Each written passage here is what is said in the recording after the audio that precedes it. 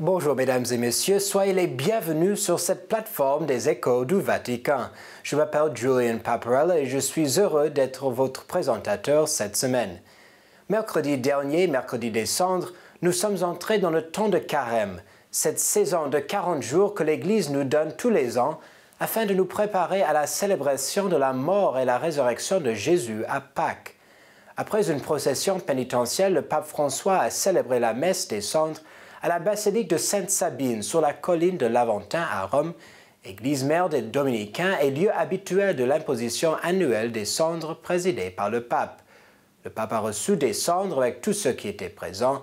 Écoutons un extrait de son homélie grâce à Catéo. Revenez à moi. Revenir. Si nous devons revenir, cela signifie que nous sommes allés ailleurs. Le carême est le temps pour retrouver la route de la vie. Parce que dans le parcours de la vie, comme sur tout chemin, ce qui compte vraiment est de ne pas perdre de vue le but.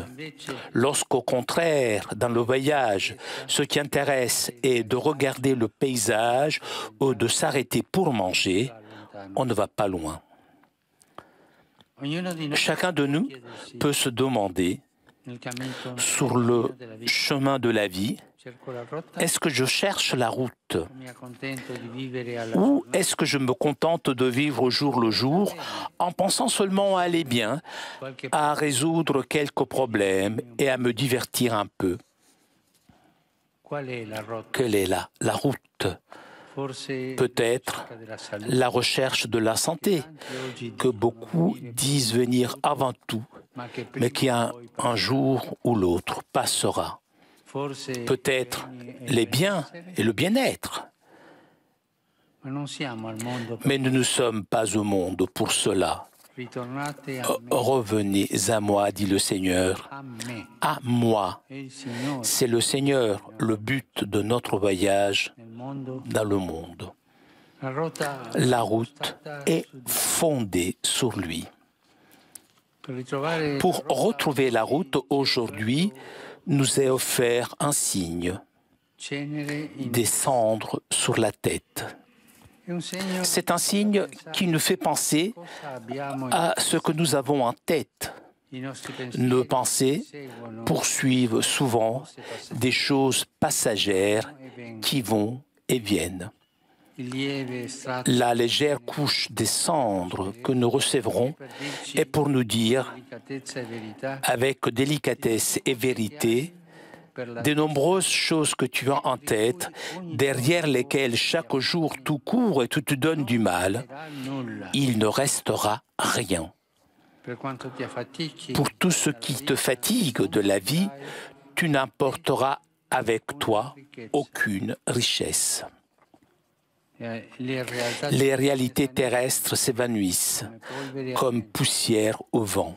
Les biens sont provisoires, le pouvoir passe, le succès pâlit. La culture de l'apparence, aujourd'hui dominante, qui entraîne à vivre pour les choses qui passent, est une grande tromperie. Parce que c'est comme une flambée, une fois finie, il reste seulement la cendre. Le carême est le temps pour nous libérer de l'illusion de vivre en poursuivant la poussière. Le carême, c'est le temps que nous sommes faits pour le feu qui toujours brûle, pas pour la cendre qui s'éteint toujours. Pour Dieu, non pour le monde, pour l'éternité du ciel, non pour la duperie de la terre, pour la liberté des enfants, non pour l'esclavage des choses. Évidemment, le mercredi des Cendres n'est pas uniquement célébré à Rome, mais partout dans le monde, à travers toute notre Église. Mercredi, à Notre-Dame de Paris, Monseigneur Michel Aupetit, archevêque de Paris, célébrait la messe en présence de nombreux fidèles. Voici plus de précisions grâce à Catéo. Voilà, nous sommes entrés dans ce temps du carême. Et au fond, pourquoi faire? Eh bien, tout simplement pour apprendre à aimer. Nous avons 40 jours. 40 jours pour préparer notre cœur à contempler cet immense amour du Christ révélé au jour de la Passion. Nous avons 40 jours pour habituer nos yeux à contempler la lumière éblouissante de la résurrection du Christ. Nous le savons bien, quand nos yeux sortent des ténèbres et contemplent le soleil en face, ils sont éblouis et nous ne pouvons rien voir. Il faut donc se préparer. Nous savons aussi que quand l'amour de Dieu nous possède, certains peut-être ont fait cette expérience, notre cœur est si étriqué que nous avons le sentiment qu'il va exploser.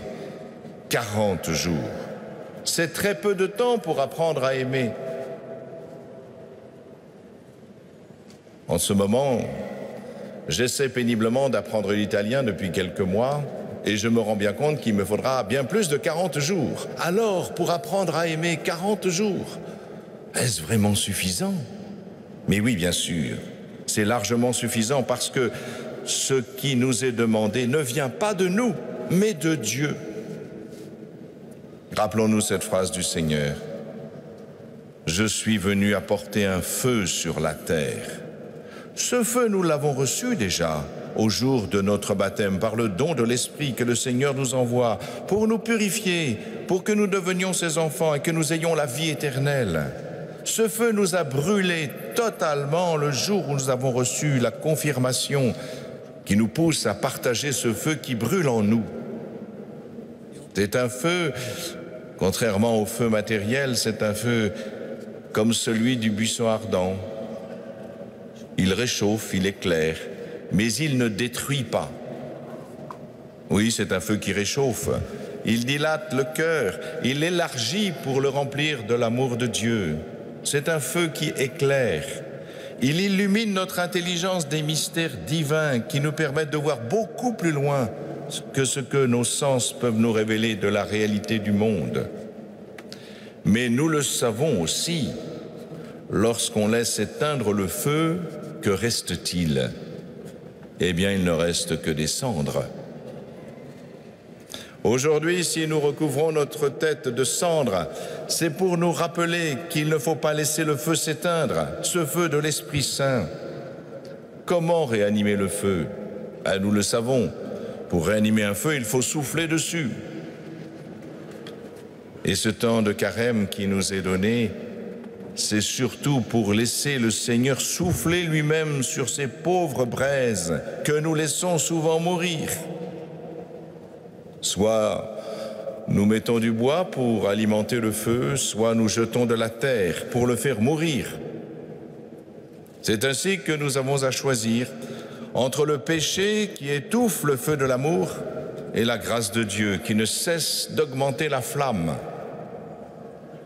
Il y a ce choix entre consentir au péché et s'y perdre, et se convertir pour retourner à Dieu de tout notre cœur, comme nous l'avons entendu par le prophète Joël. Il s'agit bien, encore une fois, d'aimer davantage, et non pas de se faire souffrir pour le plaisir, comme les masochistes, ou bien pour la gloire d'avoir réalisé un exploit pour attirer l'attention des hommes. Non. Voilà pourquoi, quand nous entrons dans le partage, ce n'est pas pour nous dépouiller, mais c'est pour nous enrichir de la joie céleste, car il y a plus de joie à donner qu'à recevoir. Voilà pourquoi prier, ce n'est pas perdre du temps, mais c'est puiser à la source de l'amour, pour que cet amour rayonne en nous et autour de nous.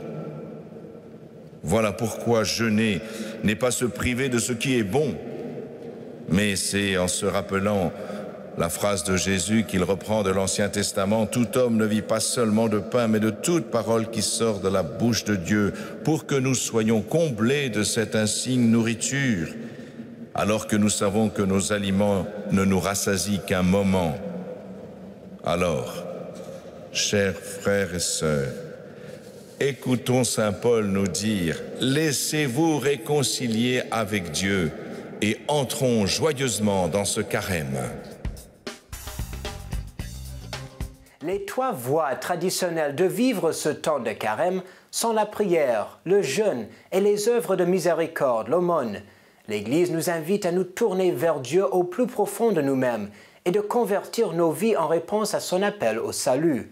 Le jeûne est une manière particulièrement belle de faire plus de place pour Dieu dans nos vies et dans nos cœurs, mais comment comprenons-nous cet aspect crucial de notre chemin vers Pâques? Le Père Gauthier de Chaillet de Pourquoi Padré nous offre cet éclairage.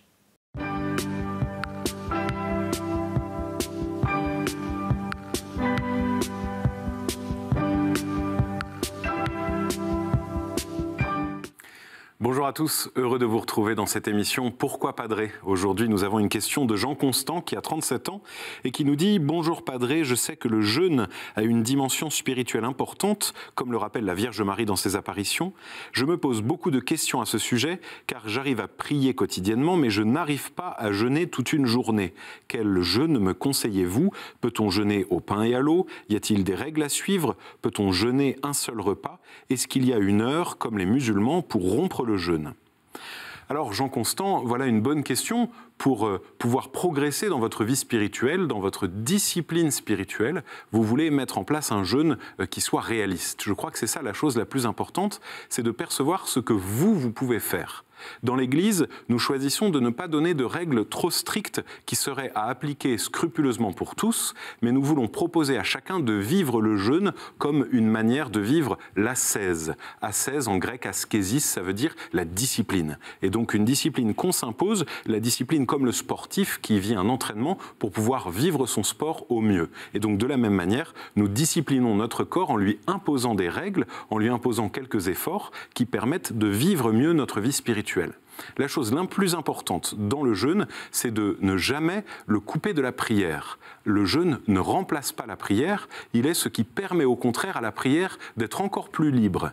Et donc vous devez trouver cette manière de faire qui vous permettra de prier plus librement et qui ne sera pas un combat où vous allez être obnubilé par la question de la nourriture. Donc, si vous n'arrivez pas à jeûner toute une journée sans rien manger ni boire, pas de problème. Vous pouvez très bien choisir de ne sauter qu'un repas par exemple, ou bien de vous nourrir de pain et d'eau, et donc de vivre sobrement, mais en nourrissant votre corps pour éviter de vous sentir mal, et surtout pour éviter d'être obsédé par la nourriture. Ce serait dommage de vouloir faire un effort pour Dieu et finalement de ne penser qu'à la nourriture dont on se prive. Ce serait couper le jeûne de son sens. Alors, trouvez ce moyen, librement, joyeusement, qui vous permettra d'expérimenter ce qui est de l'ordre de la discipline du corps pour tourner mieux le cœur vers Dieu. Merci pour votre question, Jean Constant. Merci à tous pour les questions que vous nous posez sur le mail pourquoipadré@ktotv.com. Vous pouvez également poser des questions sur les réseaux sociaux avec le hashtag pourquoipadré et retrouver nos vidéos sur les réseaux sociaux et sur le site de KTO. À très bientôt. Mercredi dernier, avant la messe des cendres, le pape François a poursuivi son cycle de catéchèse sur le Notre Père lors de son audience générale. Il s'est arrêté sur la deuxième invocation de la prière « Que ton règne vienne », par laquelle le croyant exprime son désir pour l'arrivée du règne du Seigneur. Cette affirmation nous mène à la conversion, afin que nous puissions recevoir l'arrivée du règne de Dieu en nous, dans nos vies et dans notre monde. Le pape a souligné que ce désir du règne jaillit du cœur de Jésus, qui vient inaugurer le règne de Dieu. Jésus est venu instaurer le règne de Dieu par la douceur, proclamant que les temps sont accomplis.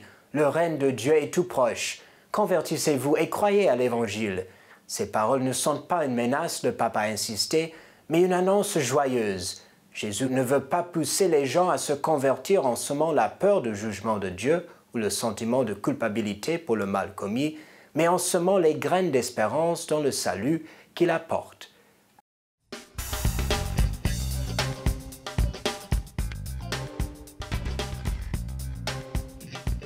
Et voici la tweet de la semaine. Au début du carême, nous ferons bien de demander la grâce de conserver la mémoire de tout ce que le Seigneur a fait dans nos vies, de combien il nous a aimés.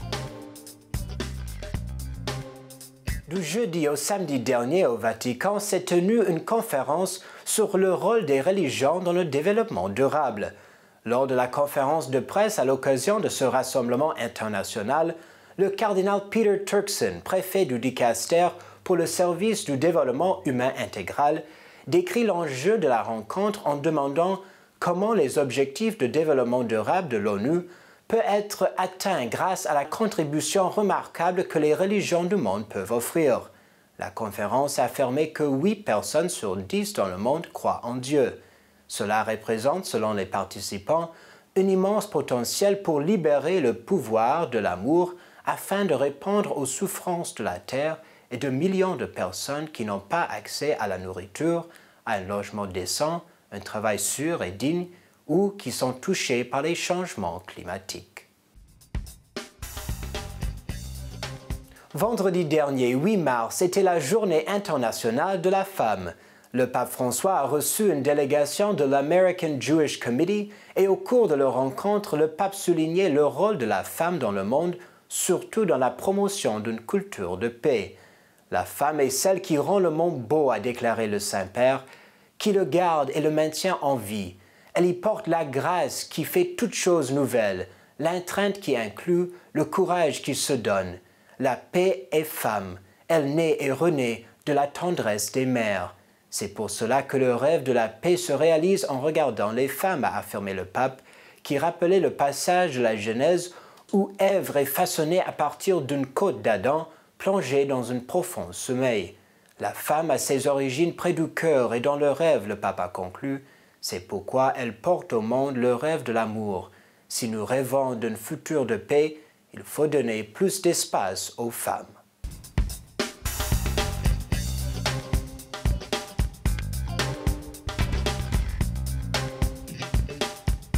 Et voici la photo de la semaine.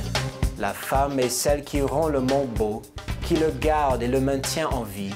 Elle y porte la grâce qui fait toutes choses nouvelles, l'entrainte qui inclut le courage de se donner. La semaine dernière, nous avons transmis le message vidéo du pape François pour l'inauguration d'un nouvel hôpital pédiatrique à Bangui, le capitale de la République centrafricaine. Après sa visite dans la capitale centrafricaine en 2015, le pape François a voulu faire un geste en faveur des enfants mal nourris. Il a demandé à l'hôpital pédiatrique romain du Bambino Gesù de faire quelque chose pour cette population manquant de tout. Un peu plus de 3 ans après, ce centre thérapeutique pour les enfants mal nourris a été inauguré le 2 mars par le chef de l'État, Faustin Archange Touadéra, et le cardinal Konrad Krajewski, aumônier du pape François, en qualité de son représentant. Le pape a reçu le président du pays mardi dernier, 3 jours après l'inauguration de l'hôpital. Voici une vidéo sur ce projet caritatif du pape grâce à Vatican Media.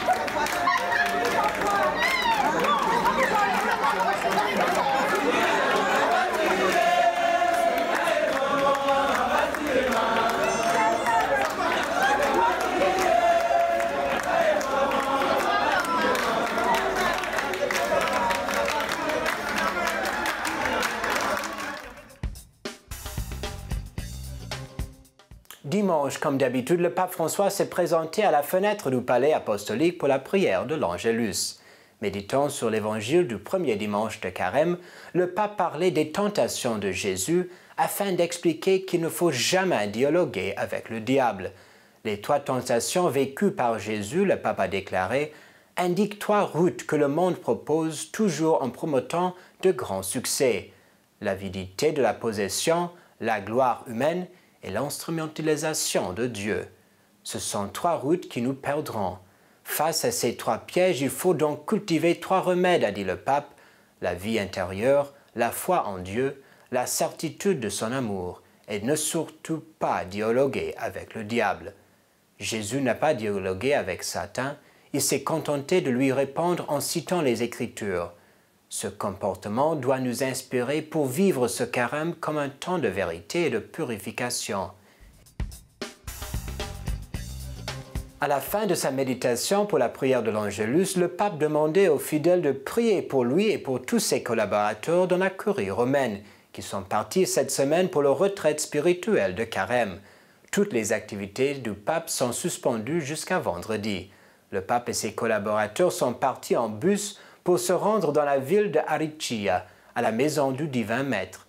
Le prédicateur de ces exercices spirituels de cette semaine est l'abbé Bernardo Francesco Maria Gianni, moine bénédictin et poète, prieur de l'abbaye de San Miniato al Monte, à Florence, qui a été choisi pour conduire les méditations sur le thème « La cité des ardents désirs » pour des regards et des gestes pascaux dans la vie du monde.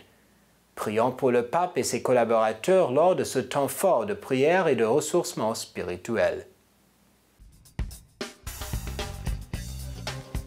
Finalement, ce lundi, le pape a offert ses condoléances et a exprimé sa tristesse suite au crash d'un avion d'Ethiopian Airlines entre Addis Abeba et Nairobi ce dimanche.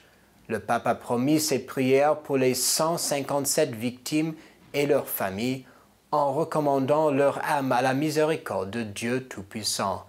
Les victimes sont issues de 35 nationalités, y compris 18 Canadiens. Et c'est tout pour cette émission des Échos du Vatican. Merci de nous avoir suivis et à la prochaine pour de nouveaux Échos du Vatican. Je vous souhaite un bon carême.